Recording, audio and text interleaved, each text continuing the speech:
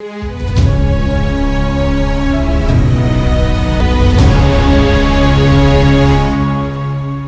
दोस्तों, राजनीति की बातों में आपका स्वागत है। मैं हूं आपका दोस्त धर्मेंद्र कंवारी और पॉलिटिक्स ऑफ चौधर के आज के वीडियो में हम दोस्तों उस हलके की बात करेंगे जो हरियाणा की सियासत को एक से एक नए मोड़ देता था, लेकिन लोग देखते रह जाते थे कि ये क्या करने वाला है।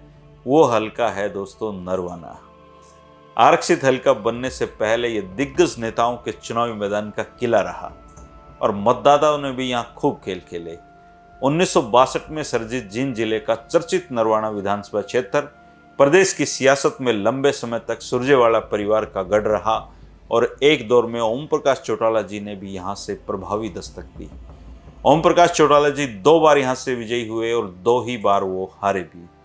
1962 में नरवाना आरक्षित विधानसभा क्षेत्र होता था और स्वतंत्र पार्टी के फकीरा जी कांग्रेस प्रत्याशी को हराकर विधायक चुने जाते हैं। 1967 से साल 2005 तक एक उपचुनाव समेत यहाँ कुल 11 चुनाव होते हैं और केवल 1972 के एक चुनाव को छोड़कर सुरजेवाला परिवार ने सभी चुनावों में हिस्सा लिया। 10 चुनाव में चौधरी शमशेर सिंह सुरजेवाला और उनके बेटे रणजीत सुरजेवाला ने 6 चुनाव जीते और नरवाना हलके से हरियाणा की सियासत को नए मोड़ दिए। 1967 में शमशेर सुरजेवाला ने रिपब्लिकन पार्टी ऑफ इंडिया के प्रत्याशी के रूप में कांग्रेस प्रत्याशी कलीराम मोर को पराजित करके ये जीत हासिल की थी। 1968 के मध्यावधि चुनाव में सुरजेवाला जी निर्दलीय लड़े, लेकिन इस बार कांग्रेस प्रत्याशी चौधरी नेकीराम डोमरखा जी, जो चौधरी वीरेंद्र सिंह जी के पिता हैं, उन्होंने उनको हरा दिया। 1972 में सुरजेवाला जी ने कांग्रेस की सदस्यता ग्रहण कर ली, लेकिन चुनाव नहीं लड़े और इस दफा कांग्रेस ने चौधरी वीरेंद्र सिंह डोमरखा को मैदान में उतार दिया। संगठन कांग्रेस ने लाला गौरीशंकर को प्रत्याशी बनाया और तीसरे उम्मीदवार भारतीय आर्य सभा के चौधरी टेकचंद जी थे। गौरीशंकर जी ने टेकचंद नैन को मात दी और चौधरी वीरेंद्र सिंह जी तीसरे स्थान पर रहे। जी उनका पहला चुनाव चौधरी वीरेंद्र सिंह जी हार गए थे। 1977 में शमशेर सिंह सुरजेवाला जी ने आजाद उम्मीदवार टेकचंद नैन को पराजित किया। 1982 में भी सुरजेवाला जी विजय रहे और उन्होंने इस बार लोकदल के प्रत्याशी बने टेकचंद जी को हराया था। निर्दलीय लाला गौरीशंकर तीसरे नंबर पर रहे थे। 1987 में सुरजेवाला जी ने 2 बार पराजित हो चुके टेकचंद नैन ने सुरजेवाला जी को शिकस्त दी।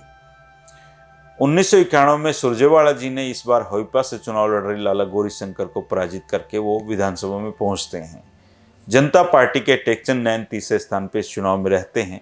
1992 में सुरजेवाला जी राज्यसभा के सदस्य बन जाते हैं और नरवाना में फिर उपचुनाव होता है। 1993 में उपचुनाव हुआ और शमशेर सिंह सुरजेवाला ने अपने बेटे रणदीप सुरजेवाला को मैदान में उतारा, लेकिन युवा रणदीप सुरजेवाला अपने जीवन का पहला चुनाव हार गए।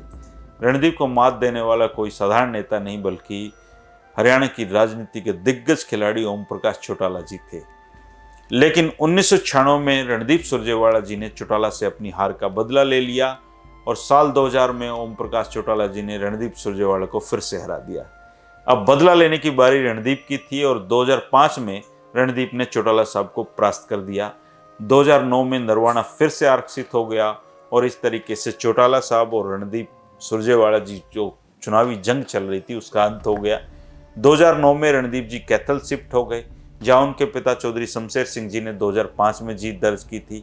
2009 में इनेलो ने पृथ्वी नंबरदार को टिकट दी। चौटाला साहब की हार से मतदाता मायूस थे। उन्होंने उनकी हार को नाराजगी दूर करने के लिए उनकी पार्टी के कैंडिडेट को वोट दिए और कांग्रेस के रामफल जी को वो हराने में सफल रहे। 2014 में फिर से पृथ्वी नंबरदार जो थे वो चुनाव जीतते हैं और इस बार उन्होंने भाजपा की संतोष रानी को हराया था। 2019 में दाऊ रामनिवास सुरजाखेड़ा का लग जाता है और जननायक जनता पार्टी की टिकट पर चुनाव लड़ते हुए वो भाजपा की संतोष रानी को हराने में सफल रहते हैं। अब रामनिवास जी का मन जजपा में नहीं लग रहा है, बहुत नाराज हैं। भाजपा में काफ़ी उनकी दिलचस्पी दिखाई देती है।